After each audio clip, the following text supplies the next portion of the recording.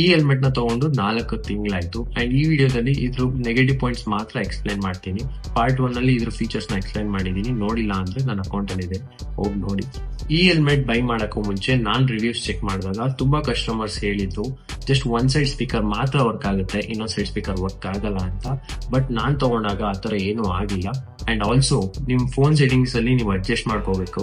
Like left side speaker work ಆಗ್ಬೇಕಾ ಅಥವಾ right side speaker work ಆಗ್ಬೇಕಾ ಅಥವಾ ಎರಡೂ ವರ್ಕ್ ಆಗ್ಬೇಕಾ ಅಂತ. ಇದು ಅಡ್ಜಸ್ಟ್ ಮಾಡಾದ್ಮೇಲೆ ನನಗೆ 2 ಸ್ಪೀಕರ್ ವರ್ಕ್ ಆಗ್ತಿದೆ. ಅಂಡ್ ಸೆಕೆಂಡ್ ಪಾಯಿಂಟ್ ಇಸ್, ಈ ತರ ಅಡ್ಜಸ್ಟ್ ಮಾಡಾದ್ಮೇಲೂ ಕೂಡ ಒಂದೊಂದ್ಸಲ ಮಾತ್ರ ವರ್ಕ್ ಆಗಲ್ಲ. ಅಂಡ್ ಥರ್ಡ್ ಪಾಯಿಂಟ್ ಈಸ್, ಇದು ಬೇರೆ ಹೆಲ್ಮೆಟ್ಸ್ ಗಿಂತ ಸ್ವಲ್ಪ ಜಾಸ್ತಿ ಹೆವಿಯರ್ ಆಗಿದೆ. ಅಡ್ಜಸ್ಟ್ ಆಗಿಲ್ಲ ಅಂದ್ರೆ ನೆಕ್ ಪೇನ್ ಬರುತ್ತೆ.